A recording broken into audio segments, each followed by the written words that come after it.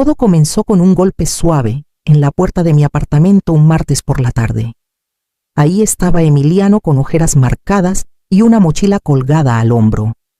No pidió ayuda. Nunca lo hacía. Solo dijo: «¿Puedo pasar?». Le preparé un té y esperé.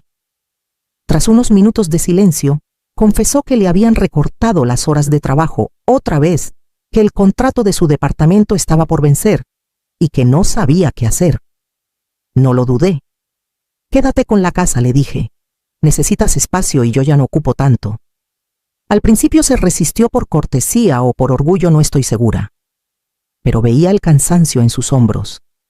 Le recordé que era la casa donde creció, que su padre habría hecho lo mismo. «No es caridad», insistí. «Es familia».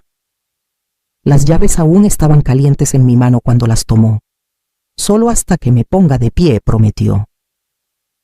Asentí, aunque en mi corazón ya había decidido que podía quedarse todo el tiempo que necesitara. Me mudé a un pequeño departamento de una recámara cerca del hospital, donde trabajé años atrás en el corazón de Ciudad de México. Era práctico, acogedor, y me convencí de que era lo correcto. Quería que Emiliano construyera algo propio, y la casa, nuestra casa, parecía el mejor lugar para empezar. Meses después me llamó para decirme que había conocido a alguien. «Valeria, es centrada, tiene sueños grandes. Te va a caer bien, mamá», dijo. Sonreí a través del teléfono conteniendo una chispa de preocupación. No es que no quisiera que avanzara, solo que todo sonaba demasiado rápido. Aún así, cuando me invitó a conocerla, dije que sí, sin dudarlo. La primera vez que conocí a Valeria, llegó 5 minutos tarde con maquillaje impecable y una bufanda que no pegaba con el calor de abril. Me tendió la mano y sonrió de forma rígida, como si hubiera practicado frente al espejo. «Señora Luz», dijo con voz ligera y cortante, «es justo como te imaginé. No supe qué pensar, así que solo le devolví el apretón y le ofrecí guardar su abrigo». La cena esa noche fue educada. Elogió mi sazón, preguntó por mi trabajo antes de jubilarme y asentía con interés cuando hablaba. Pero había algo más, una mirada evaluadora, como si midiera algo que yo no podía ver. Emiliano, por otro lado, parecía contento, más feliz de lo que lo había visto en meses, y eso me hizo esforzarme más. En pocas semanas eran inseparables. Cuando Emiliano me dijo que las cosas iban rápido, alcé una ceja. «Solo han pasado unos meses», dije con cuidado. Él lo descartó. «Valeria dice que cuando sabes, sabes. Se casaron discretamente en el registro civil esa primavera. Les di mi bendición y un cheque dentro de una tarjeta.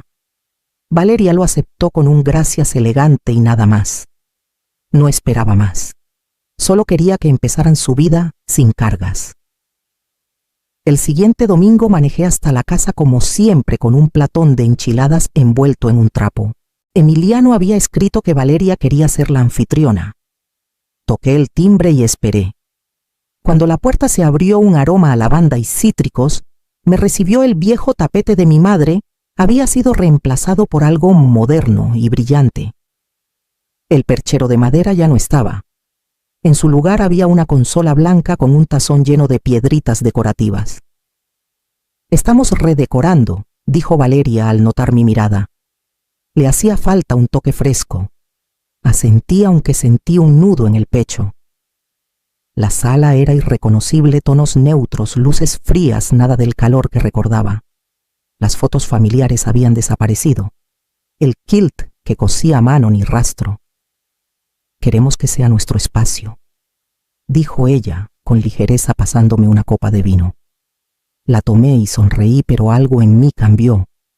Seguía diciéndome que el cambio era natural, que esa seguía siendo mi casa. Pero esa certeza se desvanecía con cada visita. Esa noche, al salir, noté que la lámpara del porche había sido cambiada por un sensor de movimiento moderno. Y por primera vez me pregunté si la casa aún me recordaba. Me repetía que no debía tomarlo personal. ¿Era su hogar ahora? O eso me decía, aunque las palabras nunca se sentían cómodas. Intenté dejar pasar la redecoración. Los muebles, las fotos, incluso el olor a canela, y libros viejos que impregnaba las cortinas, todo se fue reemplazado por difusores de eucalipto y esquinas silenciosas. Pero lo que vino después comenzó a erosionar algo más profundo. Valeria empezó a hacer comentarios durante mis visitas. «Deberías avisar antes de venir», dijo un domingo, aunque ya lo había hecho 2 veces. «Estamos tratando de establecer rutinas». Asentí y le entregué el pay de zarzamora que había horneado, fingiendo no notar cómo lo dejó en la encimera sin mirarlo. Una tarde pasé a dejar unos abrigos de invierno que encontré guardados. Mi llave aún funcionaba, pero al entrar al vestíbulo, Valeria salió de la cocina con cara de sorpresa. «Luz», dijo cortante pero controlada, «¿de verdad deberías esperar a que alguien esté en casa?» Me disculpé y expliqué, pero la tensión quedó flotando. Esa semana Emiliano me llamó para decirme que Valeria pensaba que era mejor si avisaba con tiempo. Por privacidad, añadió suavemente. Escuché la disculpa en su voz, pero no el valor para respaldarla. No pasó mucho antes de que ella comenzara a referirse a la casa delante de mí como nuestra casa. «No la casa, no tu lugar. Estamos pensando en pintar la cocina», dijo casualmente durante una cena. «Es nuestro hogar ahora y queremos que se sienta como nosotros». Miré a Emiliano al otro lado de la mesa, pero él mantuvo los ojos en su plato. Peor que los cambios en la casa fueron los pequeños giros en nuestras tradiciones. Las cenas de domingo se volvieron esporádicas, luego desaparecieron. Mis platones dejaron de regresar. Valeria dijo que pensó que eran suyos. El quilt que pregunté seguramente está en alguna caja. Dejé de preguntar. Cada pregunta parecía agrandar la distancia entre nosotros, hasta que incluso preguntar sentía como una invasión. Pero el momento que realmente me hizo sentir un vuelco fue un jueves lluvioso cuando pasé después de que Emiliano olvidó su chamarra en mi casa. Valeria abrió la puerta apenas lo suficiente para asomarse y dijo: «Hoy no recibimos visitas». Ese día entendí que necesitaba descubrir qué más se habían llevado en silencio. Era un sábado por la mañana cuando lo vi. Estaba navegando sin rumbo en mi tableta, escuchando la lluvia contra la ventana, cuando una imagen me detuvo en seco. Un anuncio en Mercado Libre, la lámpara estilo Tiffany de mi madre. El vidrio verde suave, la base de bronce con una pequeña grieta cerca del cable inconfundible. En venta por C$17,000. Vintage auténtico. Excelente estado, decía, sin mención de su origen. Lo miré un buen rato antes de entrar al perfil del vendedor. Había más. Las ediciones encuadernadas en piel de Faulkner y Steinbeck de mi padre. El juego de Tech System You Are Grog 3, built by XAE. Juego de té pintado a mano de mi madre de Praga. Media docena de pequeños cuadros al óleo que no había visto en meses. Todo descrito en un lenguaje perfecto y desapegado. Todo familiar. Todo en venta. Conduje hasta la casa sin avisar. Valeria abrió la puerta. Sus ojos se abrieron por un segundo antes de sonreír. «Luz». «¡Qué sorpresa!». «Necesito hablar con Emiliano», dije. No se movió. «Está atrás trabajando en la cerca. ¿Te puedo ayudar con algo?». Pasé junto a ella antes de que pudiera detenerme. El pasillo estaba más silencioso de lo que recordaba, como si también estuviera conteniendo la respiración. Encontré a Emiliano cerca del cobertizo, con un martillo en una mano y una cinta métrica en la otra. «Tenemos que hablar», dije. Levantó la vista sorprendido. «Ahora sí, ahora». Nos sentamos en los escalones del porche. Le mostré mi tableta con los anuncios. No habló de inmediato. «No sabía que los estaba vendiendo», dijo finalmente con voz baja. «Pensé que los había guardado». «Está vendiendo a nuestra familia», dije. Se frotó la cara con ambas manos. Ella asumió que la casa era mía, que la heredé. Nunca la corregí. Las palabras cayeron como un peso entre nosotros. ¿Por qué?, pregunté tratando de mantener la voz firme. Porque estaba quebrado, sin trabajo. Y ella, le gustaba pensar que tenía algo sólido. No quería ahuyentarla. Entonces dejaste que creyera que era su casa para desmantelarla pedazo por pedazo. Pensé que podría arreglarlo después. El después nunca llegó, Emiliano. En ese momento parecía un niño otra vez pequeño, inseguro, encogiéndose bajo una culpa que no sabía cómo llevar. Me puse de pie no porque estuviera enojada, sino porque necesitaba respirar. Quiero las llaves de vuelta, dije. No ahora, no hoy, pero pronto. No discutió, solo asintió. Cuando me giré para irme, Valeria estaba mirando desde la ventana con el rostro indescifrable. No la saludé. No le hice caso. Esa noche abrí el viejo archivador en mi apartamento y saqué la escritura. El papel estaba desgastado en los bordes, la tinta un poco desvaída, pero el nombre impreso aún era claro. Era mío, y sabía que pronto lo necesitaría. Horneé un pay de manzana esa mañana como siempre lo hacía, manzanas verdes, un toque de limón canela justo bajo la corteza. Era el tipo que a mi esposo le encantaba, el que Emiliano pedía cada cumpleaños hasta que cumplió 15 y pensó que un pastel era más de adulto. Lo envolví en un trapo limpio y lo llevé al coche como si nada hubiera cambiado, como si fuera cualquier otro domingo. Cuando toqué el timbre escuché música adentro, un jazz suave, mezclado con murmullos de voces. Tras una larga pausa, la puerta se abrió apenas lo suficiente para que Valeria asomara la cabeza. No sonrió. No es buen momento. Solo traje un pay, dije, manteniendo la voz calmada. 5 minutos nada más. Suspiró demasiado fuerte, demasiado teatral. Espera aquí. La puerta se cerró. Esperé. Cuando se abrió de nuevo, Emiliano estaba ahí con los brazos cruzados como un escudo. Hola, mamá. No es un buen momento. Es domingo. Miró por encima del hombro. ¿Tenemos visitas? Amigos. Levanté el pay con suavidad. Solo quería mantener la tradición. Antes de que pudiera responder, Valeria apareció de nuevo empujándolo. Esto es exactamente de lo que hablé, Emiliano. Los problemas de límites. No puedes llegar sin más. Avisé ayer, dije aún tranquila. Y no contestamos. Esa es la respuesta. Cruzó los brazos. Eres una sanguijuela patética de 60 años, soltó. Vete y no vuelvas a nuestra casa. Algo dentro de mí se detuvo. No estaba enojada ni herida, solo quieta. Sonreí. Adelante. Llamas a la policía. Parpadeó. Perdón, me estás pidiendo que deje mi propia propiedad. Que alguien más lo resuelva. Valeria miró a Emiliano. Está blufeando. Saqué la escritura de mi bolso. No lo estoy. 20 minutos después llegó la policía. El oficial Ramírez escuchó a ambas partes mientras su compañero más joven revisaba los documentos que puse sobre la mesa de la cocina: escritura, testamento, registros fiscales. Todo a mi nombre. Todo está en orden, dijo el joven oficial finalmente. La señora Luz es la dueña legal de la propiedad. Valeria palideció. Pero Emiliano me dijo. Se detuvo. Emiliano desvió la mirada.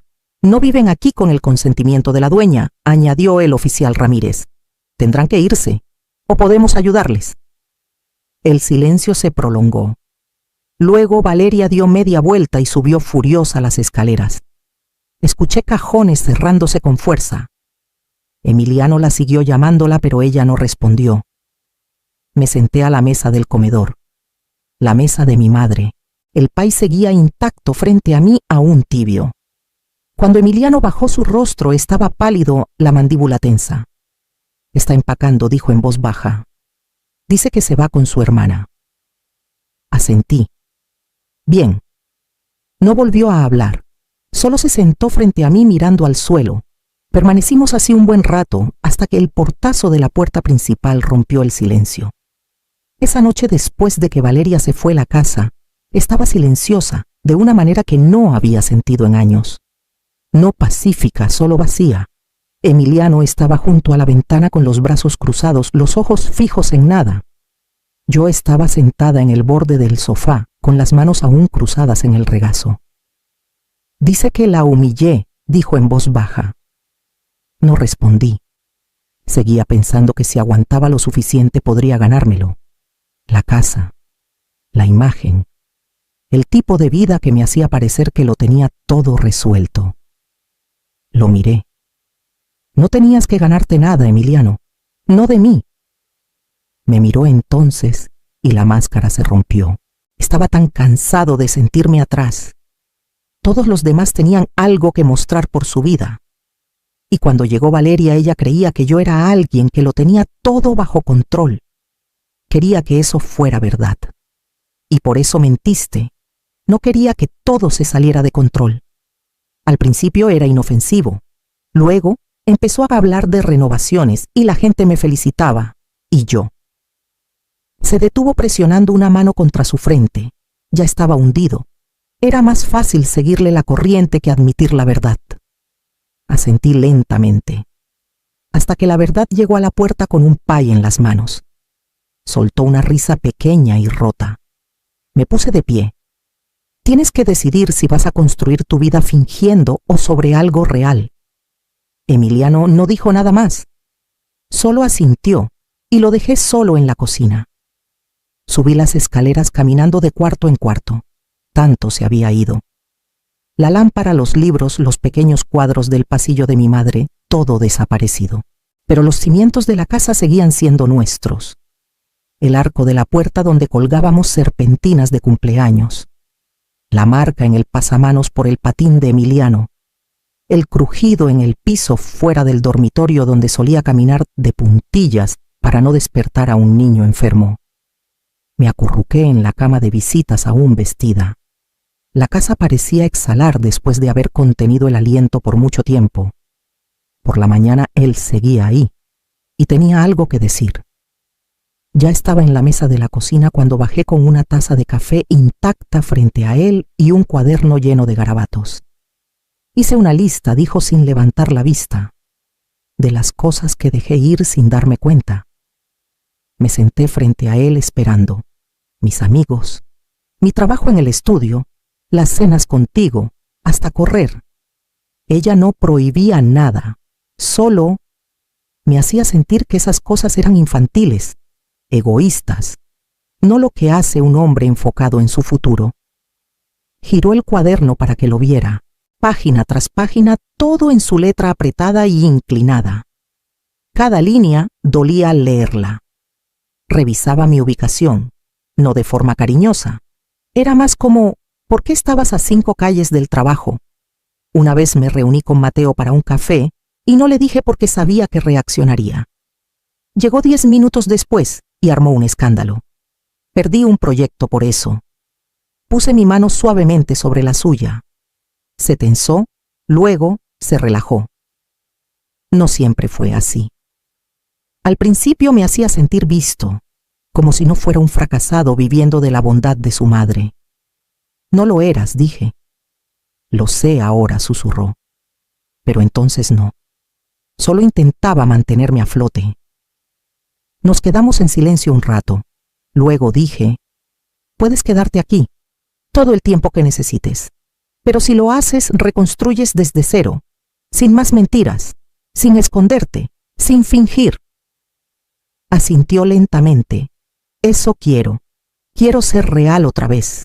Esa tarde revisó el ático y sacó cajas marcadas con mi letra, álbumes de fotos, los libros de mi padre, algunos platos que pensé que se habían perdido. Algunas cosas resultó las había escondido antes de que ella pudiera venderlas. Desempacamos los recuerdos lado a lado con cuidado de no apresurarnos. No todo podía recuperarse, pero quedaba suficiente para recordarnos lo que una vez compartimos. Más tarde, durante la cena, levantó la vista y dijo, necesito hablar con alguien, un terapeuta tal vez. Sonreí, sería un buen comienzo. Y a la mañana siguiente hizo la llamada. Emiliano comenzó terapia esa semana. Al principio no dijo mucho sobre las sesiones, solo que eran más difíciles y más silenciosas de lo que esperaba. Pero algo en su postura empezó a cambiar. Caminaba con más peso en sus pasos como si finalmente recordara dónde estaba el suelo. Volvió a conectar con Mateo, luego con Elisa y después con 2 colegas más del estudio. Quedaron para un café luego para comer. Una tarde llegó a casa con un montón de bocetos para un proyecto freelance y una chispa de emoción en los ojos que no había visto en años. Entonces, Valeria volvió a llamar. Primero fueron mensajes de voz llorosos, suaves, entrecortados hablando de perdón, de lo dura que había sido su vida antes de él, de que nunca quiso lastimar a nadie. Cuando eso no funcionó, el tono se volvió frío. «Me debes», dijo en uno. «Lo sacrifiqué todo por ti». Una semana después, llegó un sobre abultado. Adentro había un documento lleno de jerga legal y secciones en negritas que reclamaban derechos maritales, propiedad compartida y daño emocional. La fuente era demasiado grande, el formato descuidado. Lo revisé 2 veces antes de dárselo a nuestra abogada, una mujer práctica llamada Carmen, que me ayudó a redactar el fideicomiso de la casa después de que Miguel murió. «No tiene validez legal», dijo, dejando los papeles con un suspiro. Ella lo escribió sola. «Nada de esto procede». Juntos preparamos una notificación de desalojo formal. Emiliano insistió en entregarla en persona. Le ofrecí acompañarlo, pero dijo que no necesitaba hacerlo solo. Volvió 2 horas después, callado pero firme. Gritó, dijo simplemente, luego lloró. Y después intentó que me quedara. «¿Y no lo hiciste?», pregunté. Negó con la cabeza. Me fui. Esa noche empacamos lo último de sus pertenencias en 2 cajas y las dejamos junto a la puerta. No necesitaba volver a verla. Pasaron 3 días sin incidentes y al cuarto llegamos a casa y encontramos la ventana trasera rota. La encontraron la mañana siguiente. Pintura en aerosol, en sus manos una palanca abollada en su cajuela. Había cortado el colchón de la recámara principal roto, fotos enmarcadas, garabateado insultos en las paredes del pasillo. Pero fue el descubrimiento del almacén lo que sorprendió incluso a Emiliano. Estantes, llenos de nuestras pertenencias, los libros perdidos, el juego de té, incluso el kilt que pensé que se había ido para siempre. No hubo drama en el juzgado. Ella aceptó un trato, se mantuvo alejada y desapareció en el silencio. Emiliano solicitó el divorcio sin ceremonias. Volvió a la recámara de visitas y se quedó meses mientras reparábamos la casa cuarto por cuarto. No solo el daño que dejó Valeria, sino los espacios que había vaciado mucho antes de romper el vidrio. Juntos construimos algo nuevo. Pintamos de nuevo. Colgamos fotos. Volvimos a reír durante las cenas. Creamos un fideicomiso para la casa como Miguel y yo planeamos alguna vez haciéndola un espacio que nunca podría ser tomado por suposiciones o encanto. Cuando Emiliano finalmente se mudó a su propio departamento, lo ayudé a colgar un marco en su pared, nuestra foto familiar restaurada. Esa noche miré la misma foto y susurré, «Estamos bien».